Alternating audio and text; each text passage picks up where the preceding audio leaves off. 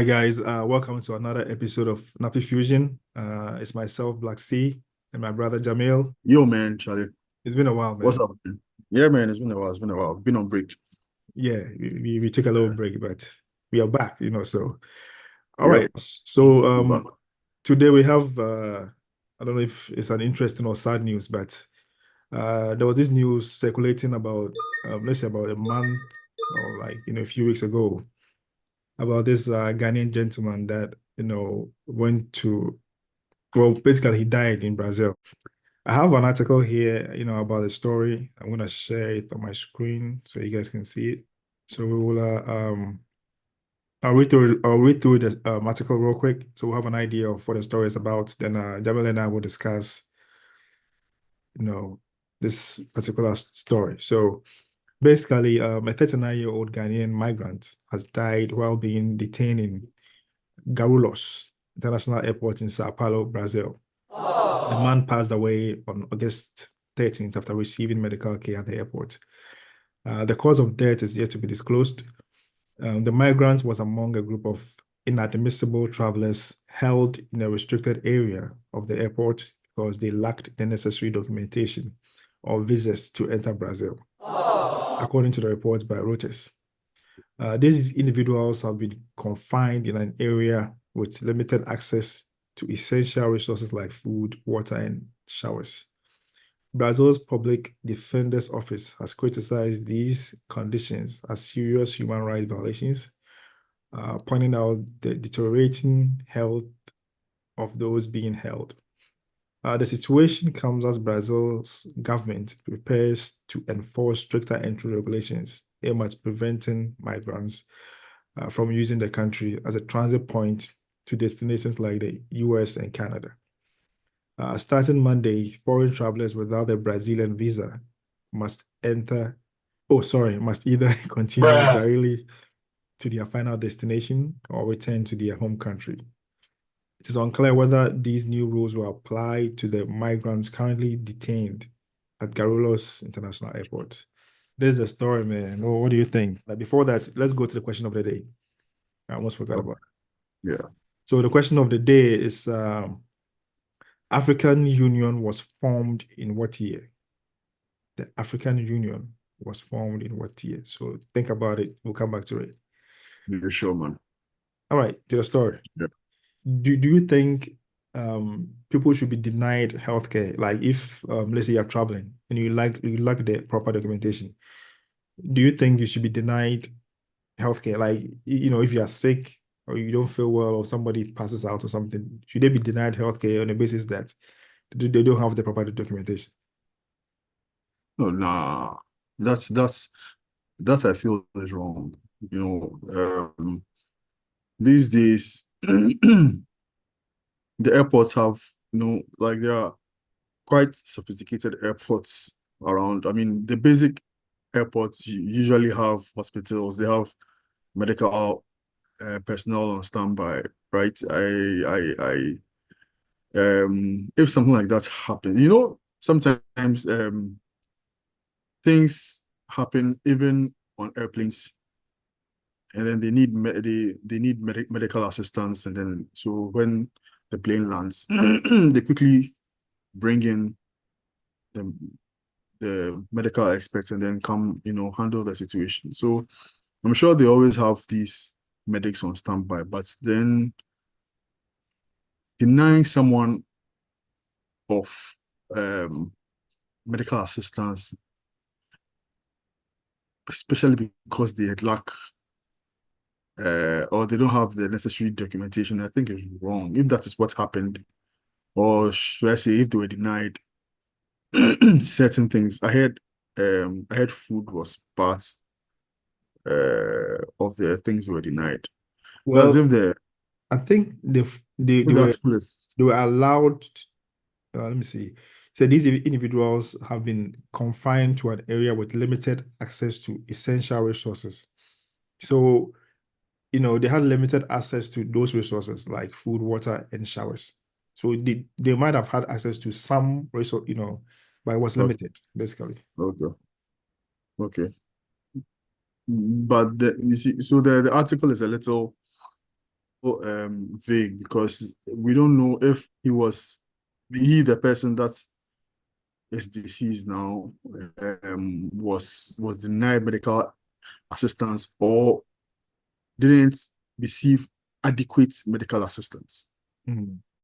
You see, either way, once you are at the airport, I mean, yeah, it should be your responsibility to make sure that the person is well taken care of, irrespective of the facts, like whether or not they have documentation in place. Once the person needs medical assistance, you Mm. should be able to give full, you know, full medication, full care, full assistance, so that the person regains their strength, their health, their Yeah, you know, weekend, yeah, yes. But yeah, they said he died at the airport. So me, what that tells me is that whatever be the case, he was at the airport still, so they didn't transport him to any major medical facility or anything like that, you know. yeah. But then you never know how quick whatever happened. Well, You, true. yeah, you like you never know how quick it happened. Or like those details are not mentioned, Hmm. but it's very sad. So don't you think that partly we as Africans we are part to blame because most of the times when some people will fake situations, like like for instance, they will say, "Oh, I don't feel," or something like that. Maybe from previous instances or previous cases where people fake, that hey, I'm sick. They would send them to the hospital and they'll run away. you know. So maybe drawing from that or those instances, they decided that hey, I mean, the guy could be faking. So why should they pay him any attention? What do you think? Yeah, but then there are other ways to go around like situations like that. If the person you if you probably have doubts, you can still take the person to the hospital and probably have like enough security around the person. I mean, there are other ways to go around it to ensure that the person doesn't run away if that's what you're worried about. Easy. But to not administer the necessary care Hmm.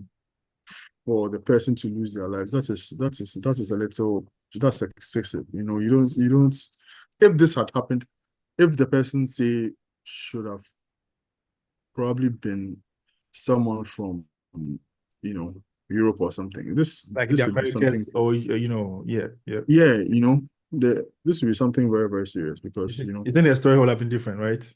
yeah, yeah, yeah, yeah, I think would have been different. It would have the, the pe- first of all, I think the situation would have been handled a little different, you know, and then um proper care would have been administered. Hmm. I think what the person passing away, a lot more questions would need answering to, but because it's Africa, you know, But don't you think that is also, because you probably deal with thousands of immigrants, coming in, or thousands of travelers coming in and out daily. So, and I think somewhere in the article they mentioned something about people using Brazil as, a transit point to countries like US and Canada. It says the situation comes as Brazil government prepares to enforce stricter entry regulations aimed at preventing migrants from using the country as a transit point to destinations like US and Canada. So you don't think that, they probably have, they've seen so many travelers coming through, going to US and Canada and all that. So they have this they've been dealing with similar situations over and over again. So probably they've seen people come in there, pass out, and all that stuff. So seeing him laying there, probably struggling, they saw it as something that is one of those things. So they didn't really even care to, probably give him the necessary attention that he needed. Or what do you think? but whether or not you are numb to these situations, it still doesn't speak well of a country if necessary steps were not taken, and then eventually somebody lost their lives. It's you know what I'm saying. Some details have been left out, but if it's true that necessary the steps that were supposed to be taken were ignored, and then the person was just left there, and slowly the person passed away. That's too unfortunate. Yes, people are using your country as a pathway, or as a stepping stone to get into other countries. But there are ways to go around all those things. I'm sure they have plans put in place to help curb these problems that they have. But then ignoring someone who needs medical attention, if that is what happened, is not cool. Not cool at all. Okay, let Not me cool let at me ask you this. So we have I'm just giving numbers here. I'm not going off any any official figures. So let's say 2,000 migrants, or 2,000 travelers go through Brazil daily or weekly or whatever, right? And out of that 2,000, all. maybe 200 of them get sick, as they travel. Now, if Brazil is to take care of all these, sick travelers, then who takes care, who pays for that? Is it the Brazilians that pay for it or the travelers that pay for it? The materials, all the medicine and stuff that, that'll be given to them. Should we pay for, someone should pay for those things. What do you think? Yeah, true. Is it Italy? Italy also faces, should I say, a similar problem, because the migrants that cross the Mediterranean usually end up in Lampedusa, which is Italy. If refugees move to Italy, once they land in Italy, you can't really refuse refugees. You need to take them in and then care for them. You have to find the money. So then, yeah, if say Italy is struggling, the European Union is available to, Tipping, yeah. help. Yes, help. So then with Brazil facing also their kind of problems, Brazil in is struggling as it is by themselves. So, yeah, so um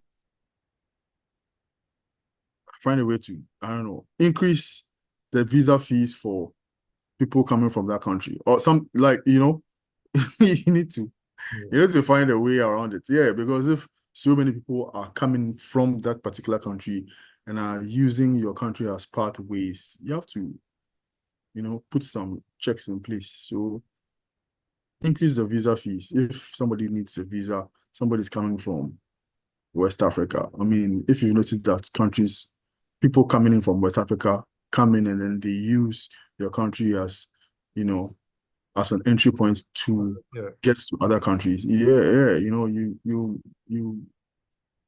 increase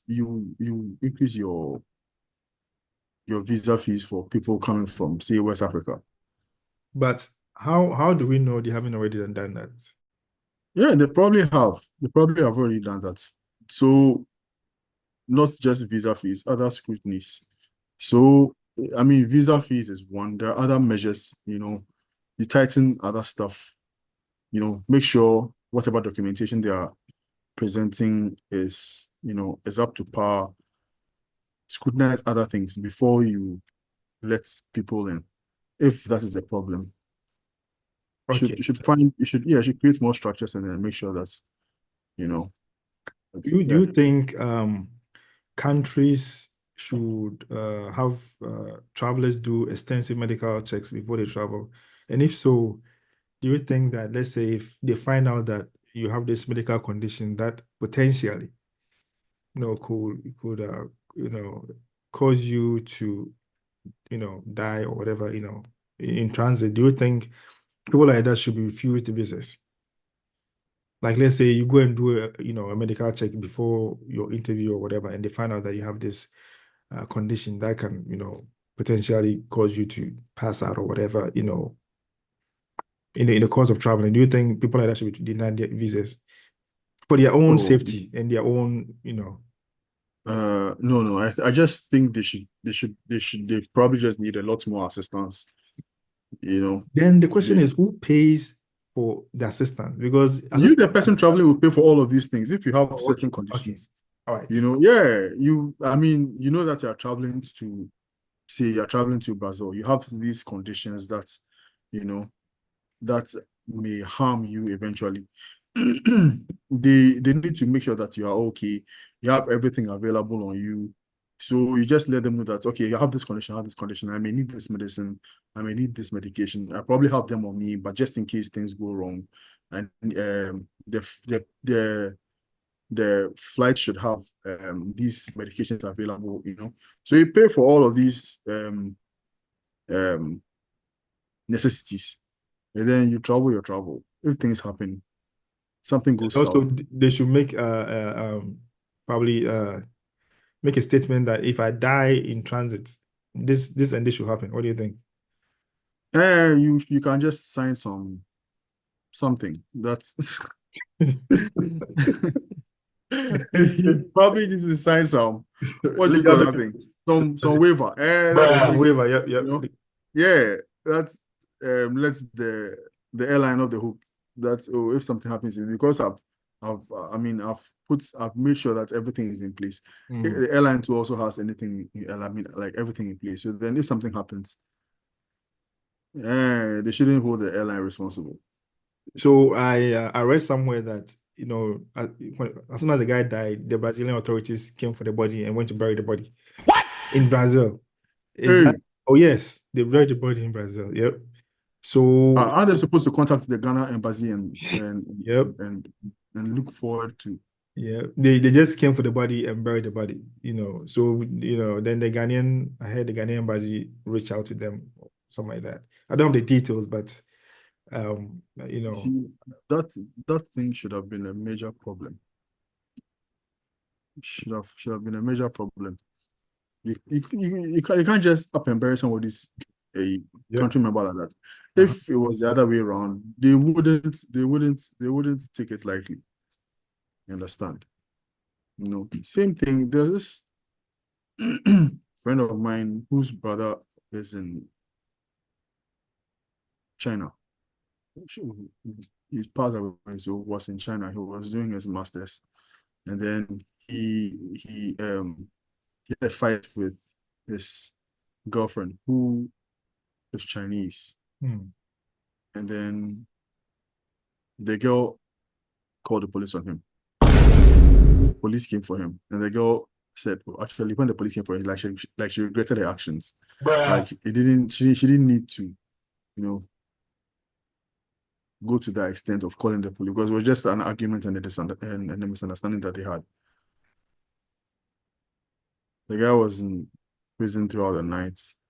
He was in the jail cell throughout the night. The following morning, the police called the girl that she come and identify the guy's body. The guy has passed Ah, away. how? Yeah. So, and then the Ghana embassy was contacted, bringing the guy all the way home. His body all the way home was going to be like fucking expensive. So they did the funeral over there in China, Hmm. and did a Zoom uh video thing for the family here to watch the funeral proceedings. I'm like, it was so sad, eh? Man, that's crazy.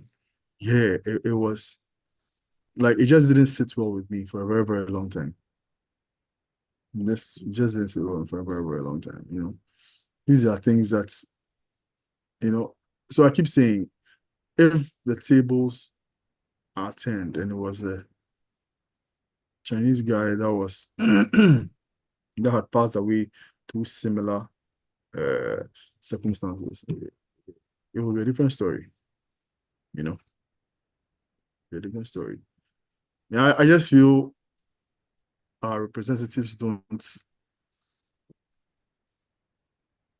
we the citizens, we don't mean much to our leaders. So these things happen. Yeah, That's what I feel. it's crazy. Yeah, So yeah, that's what. one last, last question. So in this situation, should the Brazilian government compensate the family?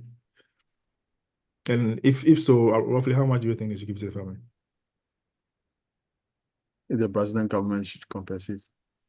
No, I think the best compensation would be finding out exactly what caused the guy's death and then giving the family closure and finding ways and means to bring the guy's body back to the family. That's the best compensation. This thing, monetary compensation wouldn't do much here. You know, I really doubt that monetary compensation should be needed. I mean, uh, maybe it could be part of the give you money. No, maybe it could be part of the package. Is it package? No, not package. You Oh, know, it should be part of the, you know, say they're bringing. But yeah, yeah, yeah. then again, if we were given like clear details of what had happened, Mm, would have known that okay, it is not the fault of the medics over there. Maybe probably the guy never took care of himself properly mm, before even getting there. All these details have not been given to us, so then we can't tell. But then if it was the fault of medics over there who never did their job properly, then maybe some form of monetary compensation, which is not a significant thing. But the family must get closure. The family must get the like the body back, you know, the deceased person's body back, the remains back. That I think is most important.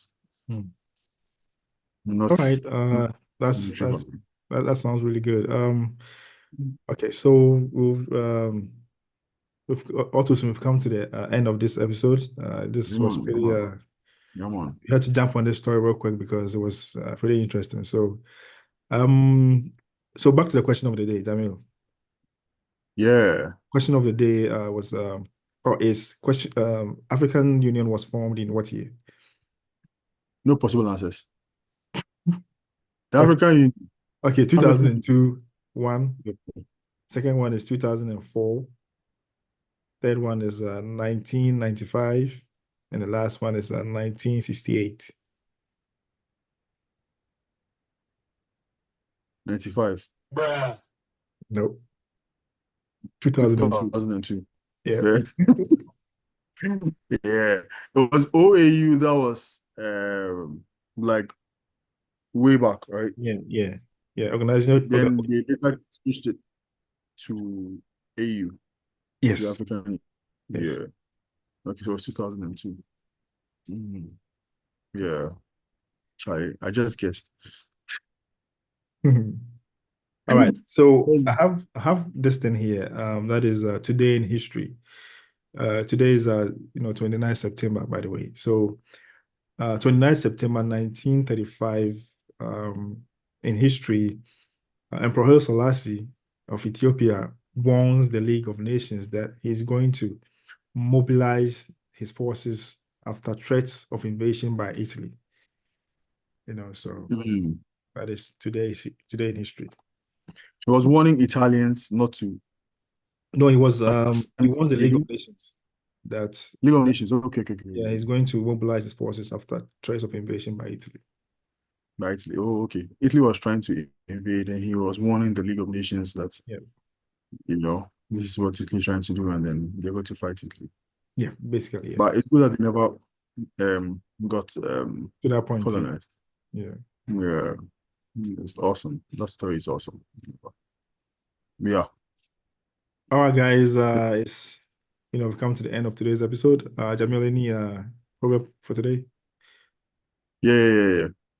So this is a proverb from Central African Republic. Yeah, the proverb is to run is not necessarily to arrive, meaning speed doesn't guarantee success. Hmm, that's deep. Yeah, yep. And then the second one is you cannot climb two trees at once, meaning focus on one task at a time. This is a Congolese proverb. Wow. So yeah, quite cool. Oh yeah. Oh, yeah. Mm, All right, quite cool. guys. So this is the end of today's episode. as always, if you enjoyed it, don't forget to subscribe, like, and share it, to your friends. Yep. So it's a bye from myself and Jamil, and I'll see you in the Yeah, next one. guys.